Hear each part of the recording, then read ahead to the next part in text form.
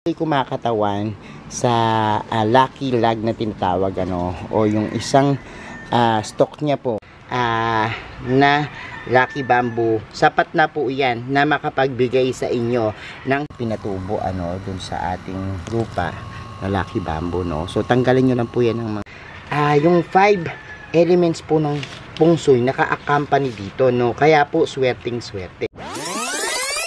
Hello everyone, this is Sir Mr. Pinitay na Park in Echo Garden and welcome back sa ating YouTube channel.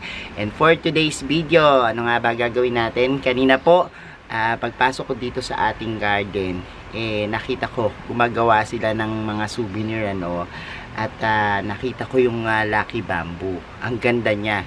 And pag-usapan natin yan kasi meron ba kayong mga alagang Lucky Bamboo? May mga video na tayo nagawa dyan, pero ngayon pag-usapan natin yung isang stock lang po ng Lucky Bamboo. Talagang meron ng simbolismo na talaga namang magbibigay sa inyo ng magandang swerte at syempre magandang pang display na rin, Tara, samahan nyo ako ngayong araw na to. Kung ready na kayo mga ka-MDP, tutok lang po.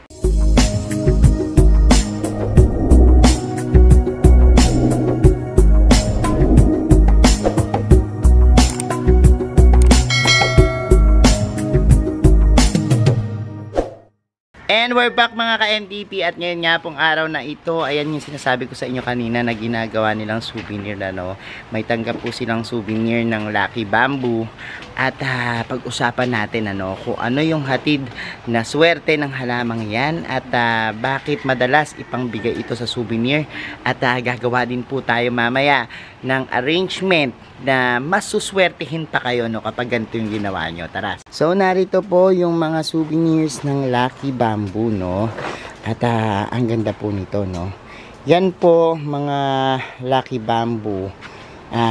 Kung napanood nyo yung dati nating vlog, meron pong simbolismo yung kanya pong bilang ng stock at maaari nating ilagay dyan yung bilang para ma-refresh kayo para alam nyo kung ano yung simbolismo o ibig sabihin nung mga bilang ng stock nila. Pero po pag halimbawa magpapasouvenir kayo, pwede na po yung ganyan yung isang piraso dahil ito'y kumakatawan sa Lucky Lag na tinatawag o yung isang stock niya po meron na po yung kahulugan kasi madalas po ito ipamigay sa mga business establishment, business owner para po makapagbigay at makapag-attract ng magandang opportunity sa kanilang negosyo maaari pong prosperity, wealth ang ibig sabihin yan. Maaari din naman po na yung relationship ng mga tauhan maging maganda dahil nag-a-attract din po ito ng positive energy. So ayan po yung ginawa nila. Magkano yung isang ganito natin? 50 pesos.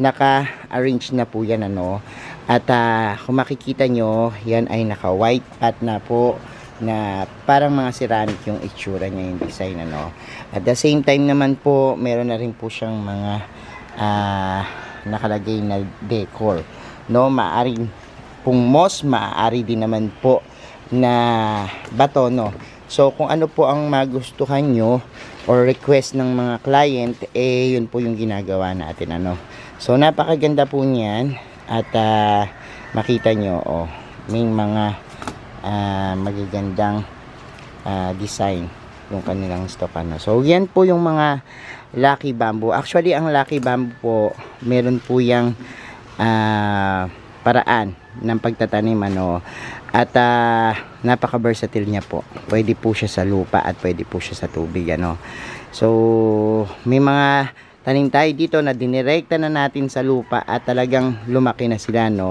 Yung iba naman po nating halaman, kapag halimbawa po ayan, nakikita nyo po yung sumusupling na yan doon sa pinaka stock. Yan po, kapag pinutol nyo po yan, katulad ng ginawa natin before, mag-uugat po yan kapag inilagay nyo sa tubig, kaya makakapagpadami po kayo kapag naman po lumaki sila, tanggalin nyo lang po yung mga leaves doon sa pinaka katawan niya para po magmukhang ganito magmukhang isang stock lang kasi meron pong times na kapag lumaki po yan, yung ganito po, nababalot po siya ng maraming dahon. So, yung pinakataas lang po yung iwanan nyo ng dahon, no? Pwede nyo pong pagtatanggalin yung mga dahon yan para magmukhang stock, no? Actually, ang Lucky Bamboo po ay hindi po siya bamboo talaga, no? Siya po ay nasa pamilya ng Dracena. Kaya lang po, mukha siyang bamboo, no? Dracena sanderiana, yan po yung pangalan niya. At yan po, makita nyo po na itong Lucky Bamboo natin ay maraming benepisyo ng paglilinis ng hangin at yan, pag-absorb po ng mga toxins sa hangin, pati po yung pagbuga ng mataas na oxygen, yan po yung kapasidad nitong ating Lucky Bamboo. Kaya naman po siya ay nasa pamilya ng Dracena, no? So ngayon bibigyan ko kayo ng magandang idea, no, sa pag-display. Although nahahagip, natatalakay natin nung mga previous videos natin, i-refresh ko kayo, no? Pero this time, isang lucky lag lang po yung gagamitin natin. Tapos ibibigay ko sa inyo yung simbolismo ng arrangement, ano. Tara at gawin na natin yung arrangement natin. Narito po yung sample ng ating mga pinatubo, ano, dun sa ating lupa na Lucky Bamboo, no. So tanggalin nyo lang po yan ng mga dahon sa gilid, yan, mga ganyan. Balatan nyo lang po yan para po lumabas yung kanyang pinaka Lucky Bamboo, no. Yan po yung ating pinagkukuhanan ng stock ng bamboo. So ngayon po gagawin na natin yung sinasabi ko sa inyong maswerteng arrangement. Kahit po isang stock lang yung gamitin natin, ano, na Lucky Bamboo, sapat na po yan na makapagbigay sa inyo ng swerte at maka-attract ng positive energy, no. Ito pong isang stock na to, kumakatawan po siya sa wood elements, no. Actually, ito pong gagawin nating arrangement, yung 5 elements po ng feng shui naka-accompany dito, no. Kaya po swerteng swerte. Unahin nga natin yung wood. Ito nga pong ating isang stock ng Lucky Bamboo. Ngayon po ang gagawin natin is gagamit tayo ng red na ribbon. Itatali lang po natin yan, ano, sa ating yan, ating Lucky Bamboo, or kung gusto nyo po sa base, ano, kahit saan po.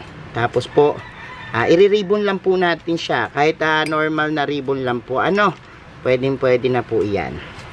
So ayan po, lalagay natin yung ating Lucky Bamboo ng red na ribbon. At yung pong red na ribbon, yan po yung sumisimbolo sa fire element, ano, yung red na ribbon po. Ngayon naman po, ito po, kung mapapansin nyo po, ang gagamitin nating medium ay tubig naman, na sumisimbolo naman po sa water element ng feng shui, no.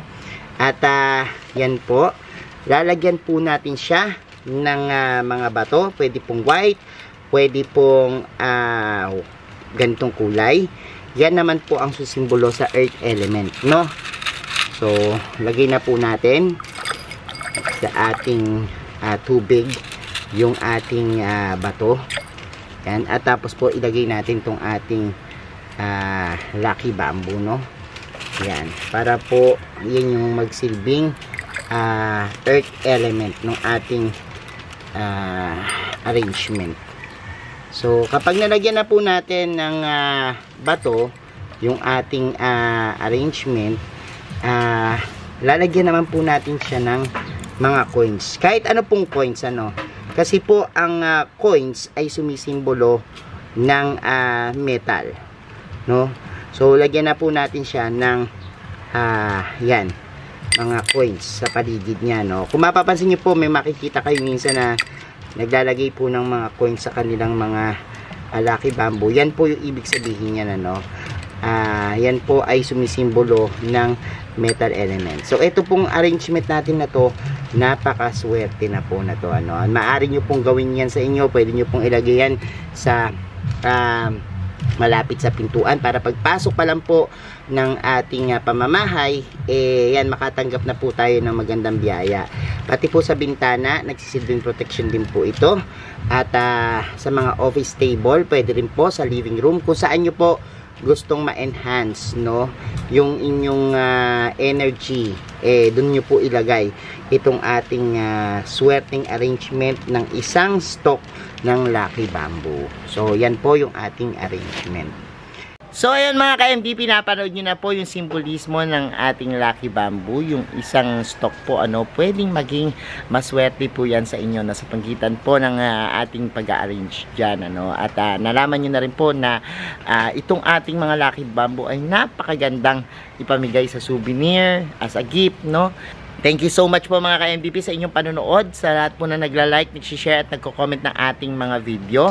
Sa mga hindi pa po nagsasubscribe sa ating YouTube channel, kung bet na bet nyo po yung ganitong usapan, plants and gardening, mag-subscribe na po kayo. Huwag nyo pong kalimutang i-hit yung notification bell para laging updated sa aming latest uploads. Pati po sa iba't iba nating social media accounts, sa ating TikTok, Instagram, Facebook pages, search lang po Hermy Sunaho or Mini Dino Park and Eco Garden, makikita nyo na yan. Salamat ng maraming mga ka-MVP, and this is Hermy Sunaho, nagsasabi po sa inyo ng happy planting. Bye-bye!